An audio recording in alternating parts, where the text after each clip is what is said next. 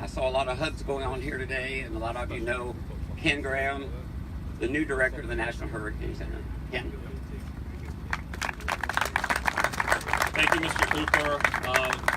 Yeah, what a reunion. I know I've been here a long time, and I not only recognize some of the emergency managers, I'm recognizing the folks behind the camera as well. So, it's just what a nice reunion. Thank you, Governor, for being here. Mayor, of course, Private Brock Long here. Just great event. Thank you all. Thank you, East Baton Rouge, for hosting this. What a great venue. Love the new facility. I also want to say a big thank you to the team at the Slidell office, as Mr. Cooper said as well. There's a lot of work to put these things on, so I appreciate them. And a big thank you to our partners, the Air Force Hurricane Hunters, and also the Hurricane Hunters over at NOAA. Just wanted to get a round of applause. They risk their lives every year, so we have the data to do what we do. So 2017 was a pretty historic busy season, and the forecast set a record basically on the accuracy. So we keep getting better and better with the forecast, and even making strides with the intensity forecast as well. But the reality is this, even with the perfect forecast, the storm still comes. So being here today, it's about being ready for the next storm. We've got some new products we've tested at the Hurricane Center. You look at the storm surge watch and warning. We've got the potential tropical cyclone graphic, and it's given emergency managers an extra day notice before the storm gets here. So we've made some big strides with the services. So it's really a time to start continuing to look at the preparedness part of this. Even with a good forecast, the storm still comes. We have the different aspects: surge, wind, tornadoes, and heavy rain. And just to look at some of the research, storm surge causes 50% of fatalities in tropical systems. The inland rain, another 25%. And if you take offshore, you're almost 90% of fatalities in tropical systems is water. We got to continue those conversations and talk about water. And I know Louisiana, we know water well. Around Baton Rouge, we know it along the coast with storm surge, we know it. But if you ask the regular person on the street, the big fear is still the wind. So we have a lot of work to do in regards to that. So I'm excited to be a part of that. We still have quotes of never flooded here before. I got a good one last week. That mountain protects us. That's not a Louisiana quote. I just want to make sure. So that was somewhere else. But I mean, this is the type of thing that we're working with. So we have a lot of work with the communication. So I'm excited to say that we've had such success with the storm surge products using social and behavioral science, looking at those products. We're going to do the same thing for the rest of our products. So we're very excited to involve behavioral science in a lot of the things that we do. And because if you think about it, perfect forecast doesn't do any good if it's not understood. So why are we here today? This is Hurricane Awareness Week. What an exciting week to talk about the next storm. Monday was evacuation planning. Tuesday, having a disaster supply kit. Wednesday, insurance checkup. Thursday's prep your home. And Friday's helping your neighbor. And helping your neighbor is a big one. It seems like after a disaster, a lot of good people really come together. And I remember after Hurricane, I tell this story several times, Hurricane Isaac, we had a generator, power was out for 3 days. My wife calls me Kenny. She says, Kenny, it was the best generator you ever bought. It doesn't use any fuel. And I said, oh, that's good. Day 2, I don't know what it is. That's the most efficient generator I've ever seen in my life. It doesn't use any fuel. Day 3, same thing, no fuel. Guess what? It was the neighbor filling up the fuel for us, and she didn't even know about it. So that's the type of stuff. That's neighbor helping neighbor. That happens after a disaster. So we at the Hurricane Center wrap this up. We're getting our families ready. We're getting everybody ready for the hurricane season. All NOAA is ready. It's a whole NOAA effort with the satellites, the buoys. It's amazing the team that comes together for this, and we can't do it without emergency managers. Looking at some of the faces back there, the great friends that we have in emergency management, you're very special partners to us. So today we talk hurricane preparedness. It only takes one, and whether it's a busy season or not a busy season, it just takes one in Louisiana to make it a busy season. So thank you, and what a great reunion, and it's great to see everybody. Thank you.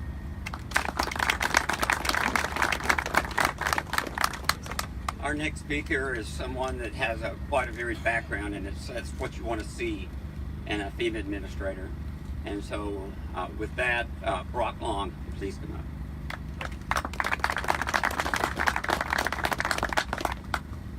How's everybody doing this morning? To get started, successful disaster preparedness, response, and recovery is all about partnerships and a unified effort.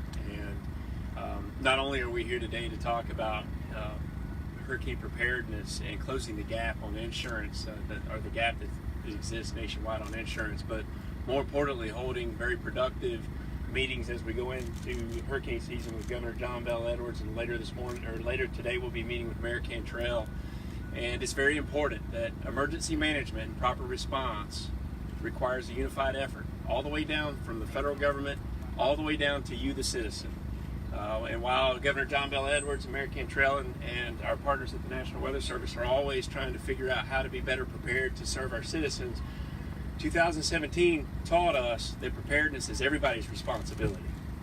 Many times citizens find themselves, whether it's a flood, an active shooter event, or a hurricane, that they're going to find themselves to be in a position where they are the true first responder, and that they're going to be called to take action until the official first responders can arrive. And so with that, we want to reiterate the message of understanding specifics to hurricanes, how they may threaten you, where you work, where you live, where you play. The bottom line is that the elements associated with hurricanes can impact communities differently. As the National Hurricane Center was explaining, our director was explaining earlier, is some of you are vulnerable to inland flooding, some of you are vulnerable to storm surge. There are also tornadoes associated with a large portion of, in that right front quadrant as they're making landfall, and then finally the high winds.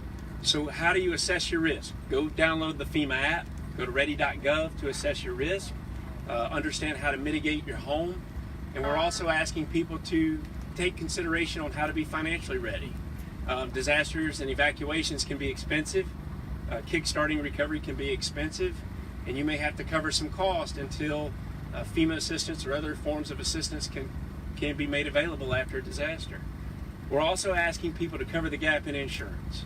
Insurance is the first line of defense, whether you're a homeowner or a business owner or an elected official over public infrastructure. Insurance and being properly insured will kickstart recovery quicker than any type of assistance that the Federal Emergency Management Agency or government agencies can typically provide. And so we're making sure that people understand this, because there does seem to be some myth in this country that the federal government can make you whole after a disaster, and that's just not the case. Our assistance to citizens is designed to kickstart recovery, not make you whole. And so we have to depend on insurance, which is the focus of today. Again, FEMA is continuing to help Louisianans to recover from the 2016 flooding. We will do everything that we can to lean forward should hurricane activity impact you this year. And I think we can't let our guard down. And so we're here in partnership, and I look forward to working with the governor, the mayor, as well as our partners over at the National Weather Service this year. Thank you.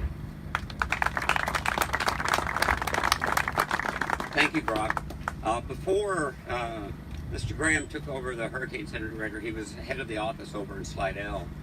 And he's told me what a great partnership with the state. He's had it for a number of years, but has really had a great relationship. The National Weather Service working with the parishes in the state. And so with that, I welcome Governor Edwards.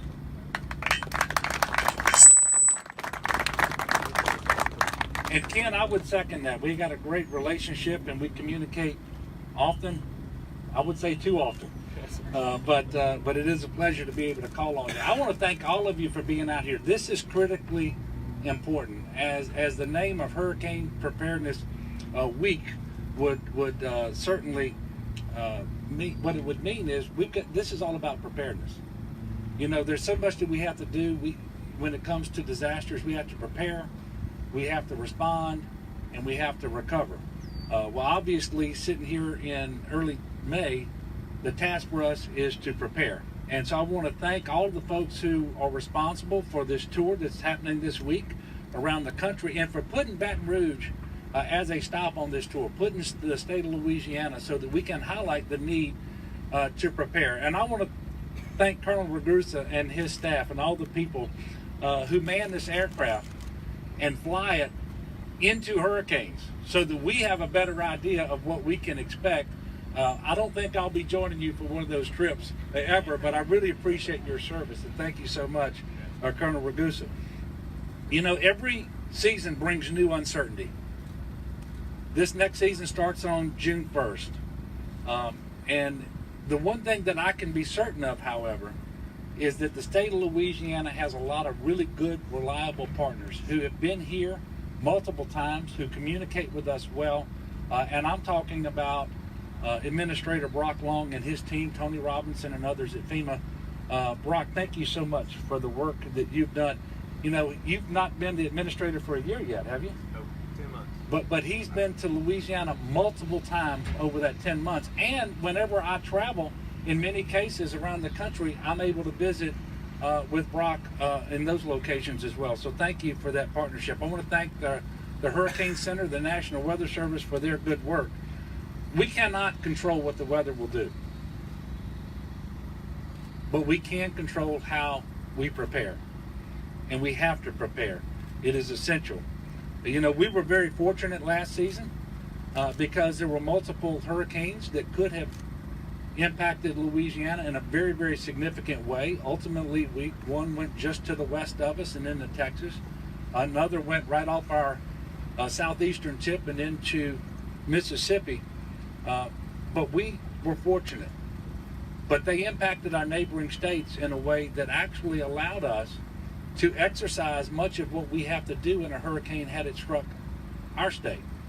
So we actually conducted a lot of search and rescue. And I want to pause just for a moment and let everybody know we have the very best in the country when it comes to disaster response and search and recovery.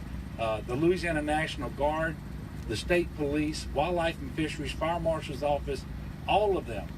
We went into southeast Texas last year, conducted search and rescue, rescued thousands of people. We then transported them into Louisiana and sheltered thousands of people at our shelters. So we exercised, even though we didn't get hit by a hurricane, we exercised much of what we do in response last year. And I can tell you that we are ready. We have local, state, and federal responders who have practiced, and they are prepared. But now it is your turn. And I'm talking to all the people across Louisiana. It is your turn. Plan and be prepared to be self-sufficient for the first 72 hours. Obviously, we're going to try to get assistance to you, to your communities, as soon as possible. But everybody should be prepared for the first 72 hours. They have to have a plan. They have to prepare. Have an emergency kit.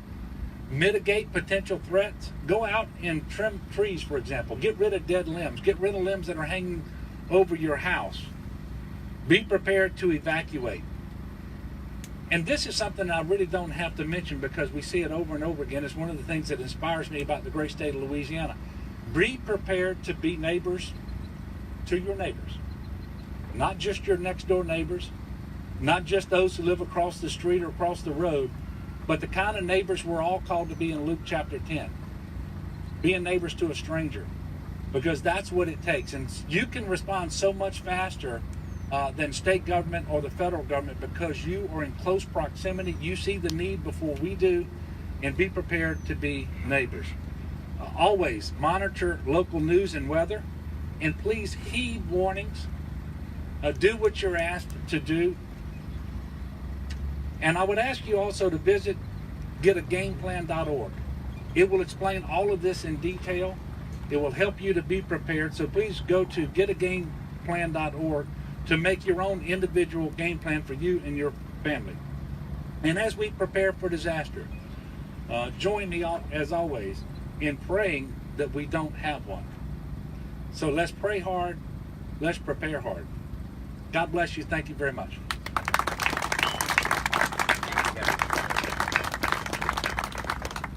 Great comments on everyone being a neighbor. Really helps out. Our next speaker is the director of the Weather Prediction Center. It's Dr. David Novak. Dave.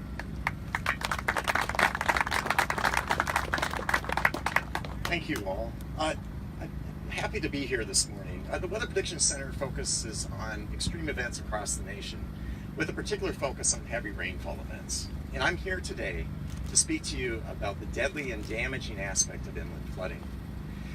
When a hurricane threatens the coast, most attention is often focused on the immediate coast.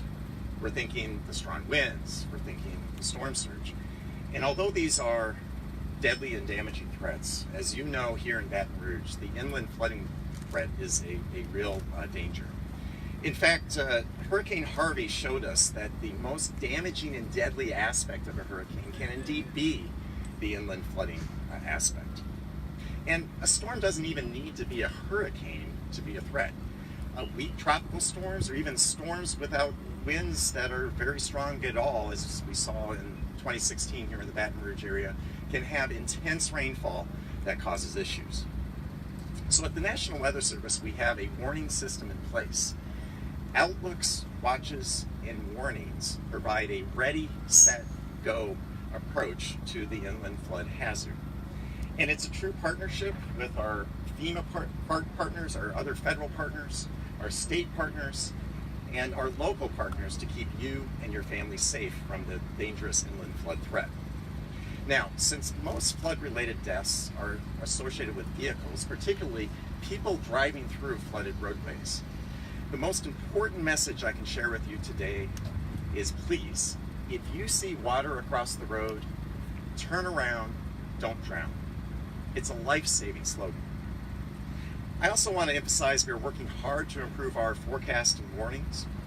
For example, this season we're providing a graphic of where the greatest threat for heavy rainfall and damaging rainfall will occur. We call this graphic the Excessive Rainfall Outlook, and we're going to post this on the National Hurricane Center website when storms threaten. As we look further out, NOAA hydrologists are working to map out where water is expected to be in advance of these rainfall events.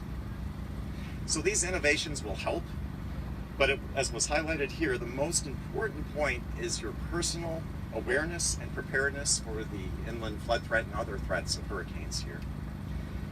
The next storm will come, and so please have a plan, listen to your local officials, and remember, if you see water across the road, turn around, don't drown. I look forward to speaking with many of you later today. Thank you. Thank you, Dave. Someone who I understand just is brand new, probably has many things to do, but she took her time to come over here today because of the importance. And I would like to welcome Mayor of New Orleans, Mayor Cantrell.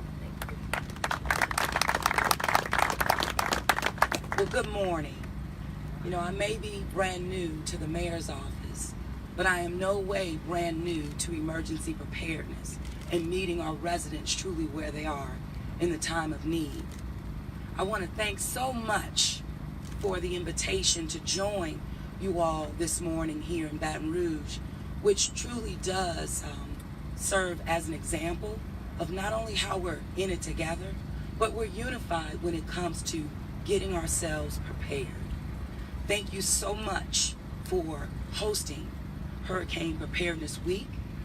And in addition to that, in partnership with the National Weather Service. Because it's not a matter of if, it's when. But when it does occur, we want to be ready. And so I want to assure the residents of the city of New Orleans, as well as our partners right here in Baton Rouge, that the city of New Orleans is prepared for its residents, as well as in the need for any other parish. We're also ready to be activated because we are in this together. We have now in place, as it's been, ready.nola.gov for residents to go and sign up right now to ensure that the city knows where you are and what your immediate needs are. In addition to that, we want to also make sure that we, as we're doing this afternoon, are getting together with partners, with FEMA, with Mr. Long, as well as, of course, our governor. We talked about, the governor and I over a week ago, about preparedness, but also when disaster strikes. And not only our residents that are fortunate to have homeowners insurance, but we also recognize the population that are renters. And in the city of New Orleans, actually the majority are renters. And so we're wanting to be prepared as well to meet them where they are with the resources that are needed so that they too can be ready. As it relates to first responders, I do want to give a shout out and just say thank you so much. Because when you show up, you're almost like the face of the Lord, reaching out that hand and touching a heart. And it does matter. But also, I do understand that first responders are truly your neighbors.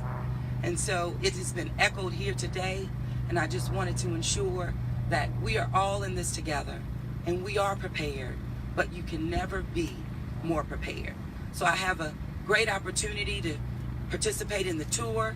I was walking around prior to coming here to the press conference and was picking up brochures and goods along the way. So I look forward to, again, going back, but most importantly, to continue the partnership with our emergency leaders so that we all can be better should disaster strike. Thank you so much.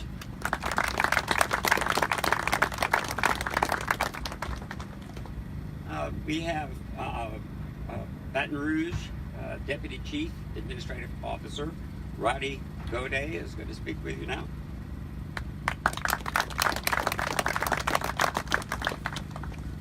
Thank you. Well, I have the privilege of welcoming you all to Baton Rouge, particularly those of you who are not from the capital region. So welcome and thank you for coming today to a very important day. Our mayor, Mayor Broome, is in Washington, D.C., representing our parish in several meetings there.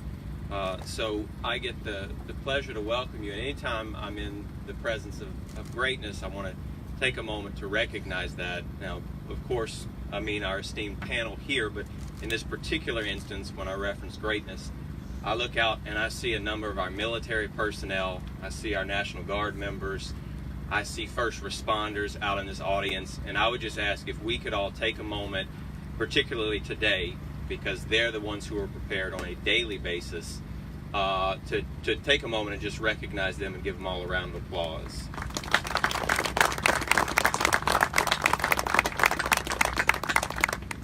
Today, in some ways, is symbolic. You've got our federal officials represented. We've got National Weather Service, state and local, and that is the chain and the way things flow when the weather doesn't look like it does today.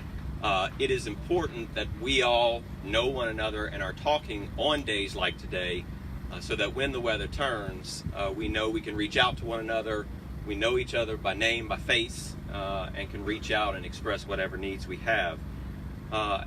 Administrator Long, very much appreciate your presence here. This is not the first time the governor referenced he's been here. We've had other cabinet level secretaries who are here. We've had no less than the President of our United States come here to Louisiana as well.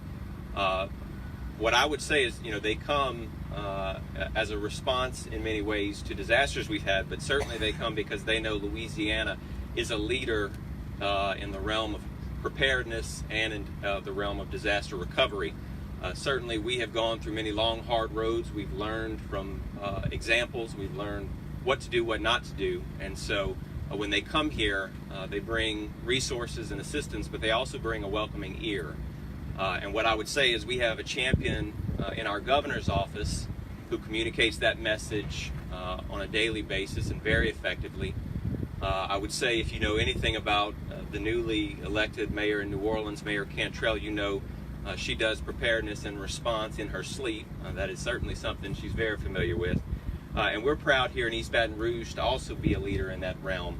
What we have done here, for instance, is we've taken FEMA's National Disaster Recovery Framework, something they've implemented just in the last few years on a federal level, and they bring it down to the state level and implement it there. We've taken that model here at the parish, and we're implementing our own disaster recovery framework here in East Baton Rouge. And we feel like we're a leader in doing that, and we feel like it can serve as a model for other local governments to say if it works and the communication and the participation proves effective at the federal and state level, we want to do that on a local level so that we have the partners in place in advance of any inclement weather. So here in Baton Rouge, we say we want to be Red Stick ready. And so we encourage all of you to be Red Stick ready. Check out our Red Stick Ready app in advance of our hurricane season. And I very much appreciate you all being here. Thank you so much.